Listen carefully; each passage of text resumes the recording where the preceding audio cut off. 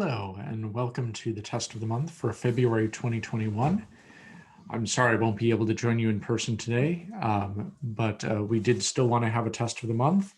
The only challenge is that we're not going to be able to ask questions during today's conference. So let me give you my email. It is nellinger, that's Nellinger,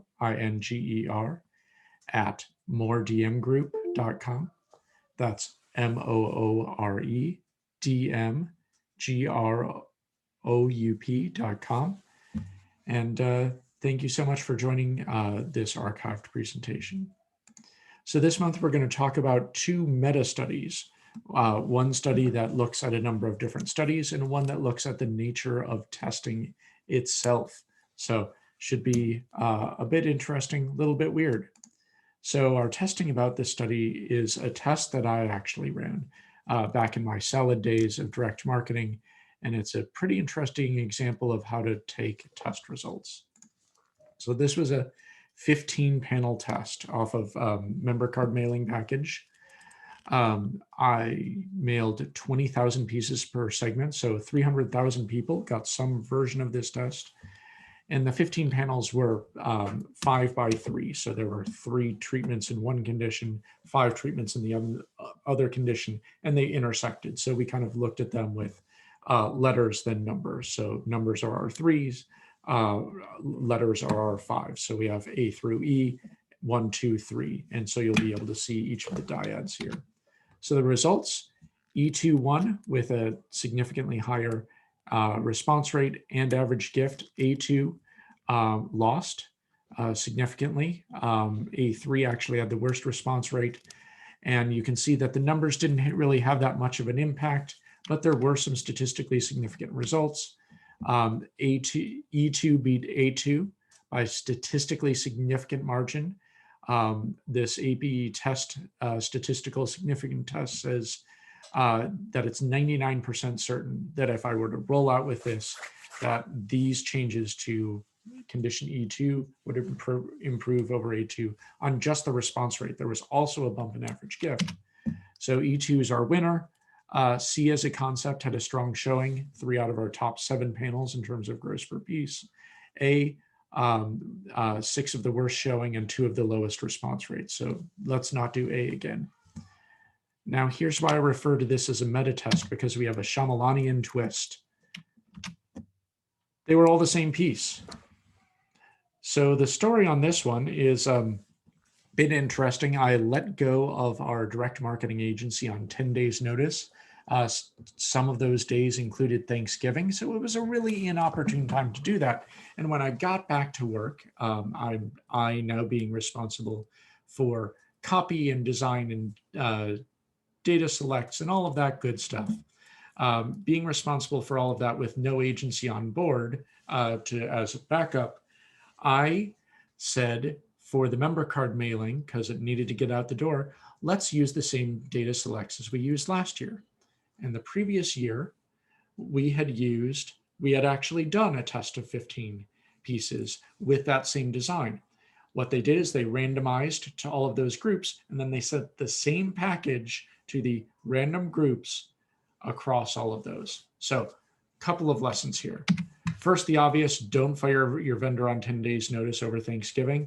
If you do, take even a little bit more time to do a competent list select and not an incompetent one like I did. So those are kind of the life lessons, but let's talk about the testing lessons from this. And there's a great cartoon from XKCD, which is kind of a scientific web cartoon that I enjoy. And the idea is that jelly beans could cause acne. In the larger sense, scientists test and they find that you can't, but you do have, they tested 20 different jelly bean colors, and they found that green jelly beans had statistically significantly lowered acne. And so, of course, the news is that green jelly beans cause acne. But the truth is that if you test enough, you are going to get some random results that are statistically significant. You look at our 15-panel select, and not only are there 15 panels, but the first panel is going to be compared to 14 different panels. And the second panel is going to be compared to 13 different panels and so on. So there are 49 different combinations of panel versus panel in this test.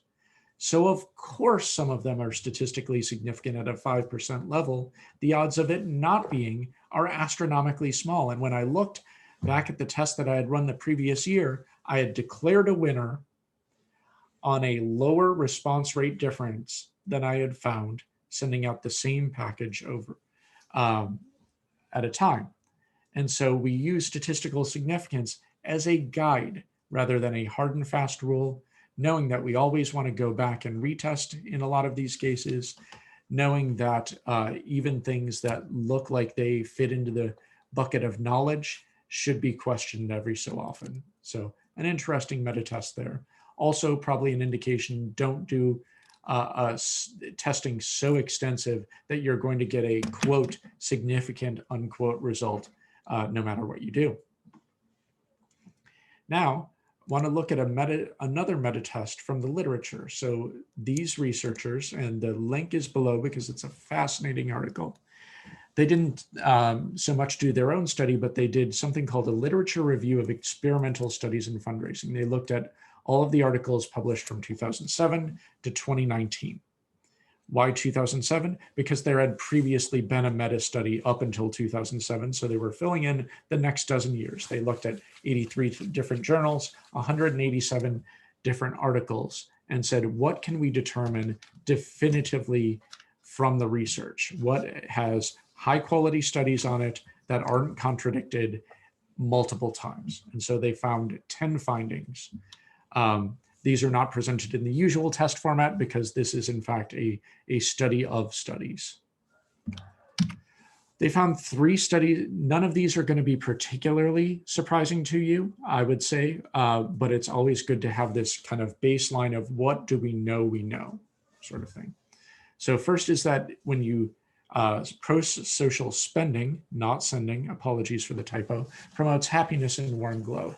This is something that we know in and of itself. When you donate, you have a warm feeling, and this has been replicated over and over again. That warm glow comes from a socialization process. We're not necessarily born with it. And there have been a couple of interesting studies recently that found that when you send kids out to do fundraising that is transactional, selling candy bars or wreaths or cookies or what have you, engage in that type of behavior, you can instill in the child an idea that fundraising is supposed to be quid pro quo.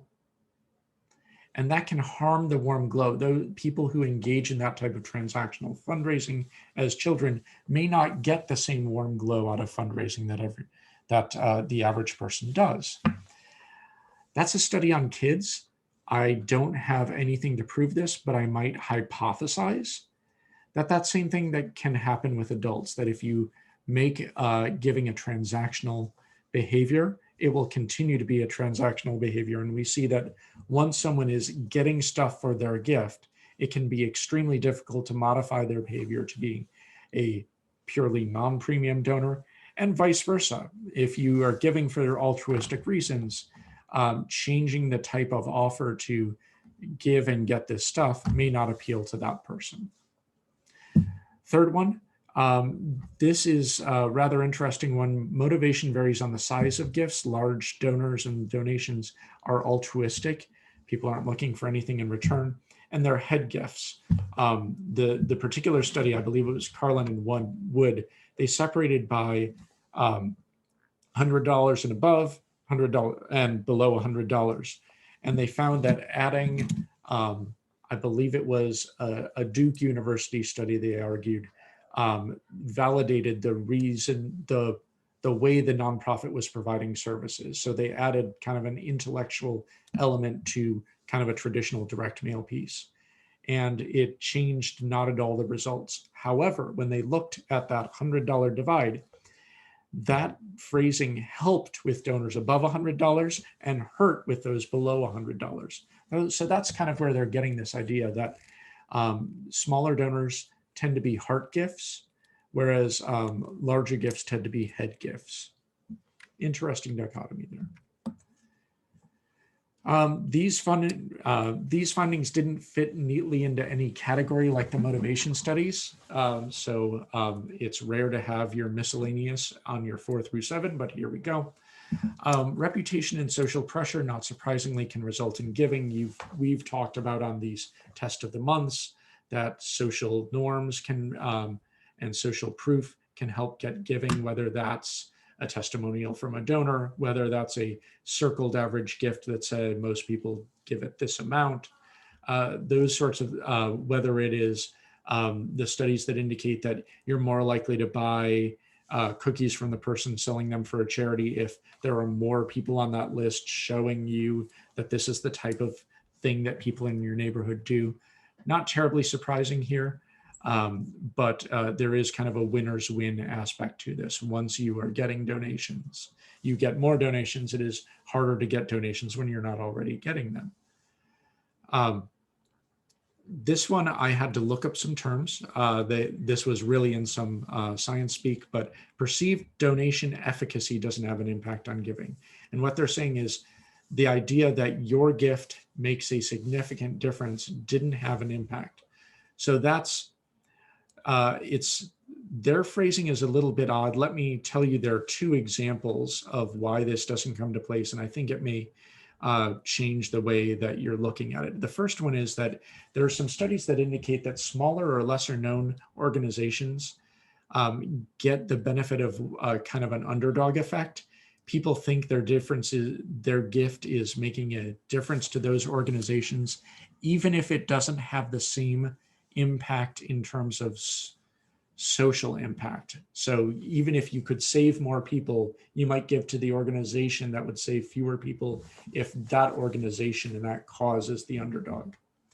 And then the second example is they said that people are willing to give to save fewer people if in the text they're saving a higher proportion of people. So if you could save 4 people and that's 80% of a group, you're more likely to give to that than if you're saving 6 people and that's 60% of a group.